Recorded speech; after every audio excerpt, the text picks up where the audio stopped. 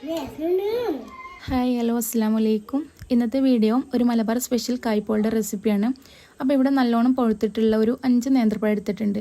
എന്നിട്ട് അത് ചെറിയ പീസുകളായി കട്ട് ചെയ്ത് മാറ്റി വെക്കാം. ഒരു പാൻ വെച്ചിട്ട് അതിലേക്ക് കുറച്ച് നെയ്യ് ഒഴിക്കുക. നെയ്യില്ലാന്നുണ്ടെങ്കിൽ വെളിച്ചെണ്ണ ഉപയോഗിക്കാം. കുറച്ച് അണ്ടിപ്പരിപ്പും മുന്തിരി ഒന്ന് വറുത്തെടുക്കുക.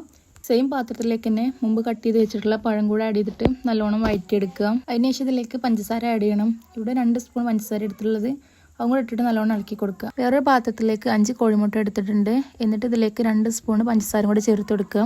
അപ്പോൾ പഴത്തിൽ ആദ്യം പഞ്ചസാര ഇട്ടതുകൊണ്ട് അത് നോക്കിയതിന് ശേഷം ആവശ്യമുണ്ടെങ്കിൽ ചേർത്ത് കൊടുക്കുക. 4 ഏലക്കായ ചേർക്കുന്നുണ്ട്. പിന്നെ കുറച്ച് ഉപ്പും കൂടെ ചേർത്തിട്ട് നല്ലോണം മിക്സ് ചെയ്തെടുക്കുക. നല്ലോണം മിക്സ് ചെയ്തതിന് ശേഷം ഇതിലേക്ക് നേരത്തെ വാട്ടി വെച്ചിട്ടുള്ള പഴം കൂടെ ചേർത്ത് കൊടുക്കുക.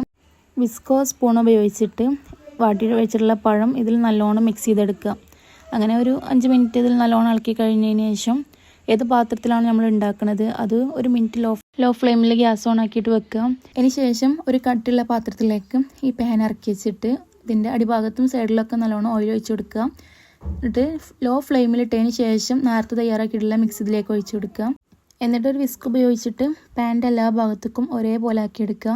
അതിനുശേഷം നമ്മൾ നേരത്തെ വറുത്ത് മാറ്റി വെച്ചിട്ടുള്ള അണ്ടിപ്പരിപ്പും മുന്തിരിയും ഇതിൻ്റെ മുകളിൽ എല്ലായിടത്തേക്കും ഒന്നിട്ട് കൊടുക്കുക.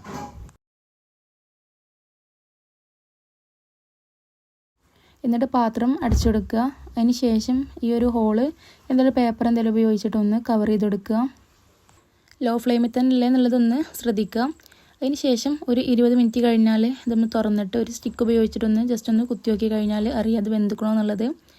അപ്പോൾ സ്റ്റിക്കുമ്പോൾ ഒന്നും ഒട്ടി പിടിച്ചിട്ടില്ല. അപ്പോൾ അത് വെന്തിട്ടുണ്ട്. അപ്പോൾ ഒരു 20 മിനിറ്റ് കൊണ്ട് തന്നെ ഇത് റെഡി ആയിട്ടുണ്ട്. തീ ഓഫ് ചെയ്തതിന് ശേഷം ഇതിൻ്റെ സൈഡൊക്കെ ഒന്ന് വേറെടുത്തിയെടുക്കുന്നുണ്ട്.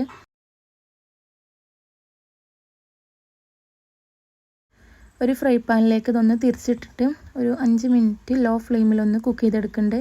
അതിന് ശേഷം ഇത് വേറെ പാത്രത്തിലേക്ക് സെർവ് ചെയ്യാം. അതിനുശേഷം നമ്മൾ ഇഷ്ടം പോലെ ഏത് ഷേപ്പിലാണോ വേണ്ടതെന്ന് വെച്ച് കഴിഞ്ഞാൽ നമുക്ക് കട്ട് ചെയ്തെടുക്കാം. ചിലർ ഇതിലേക്ക് മൈദപ്പൊടിയൊക്കെ ചേർക്കലുണ്ട്. അപ്പോൾ ഇവിടെ അതൊന്നും ഉപയോഗിച്ചിട്ടില്ല. ഒന്നില്ലാത്തതിന് നല്ല പെർഫെക്റ്റായി കിട്ടിയിട്ടുണ്ട്. അപ്പോൾ 2-3 ഐറ്റം വീട്ടിലുണ്ടെന്നുണ്ടെങ്കിൽ നമുക്ക് ഉണ്ടാക്കി വെക്കാവുന്നതേ ഉള്ളൂ. അപ്പോൾ എല്ലാവരും ഉണ്ടാക്കി നോക്കിയിട്ട് അഭിപ്രായം പറയാം. ഇൻഷാ അല്ലാഹ് വേറെ വീഡിയോ ആയിട്ട് വരാം. അസ്സലാമു അലൈക്കും.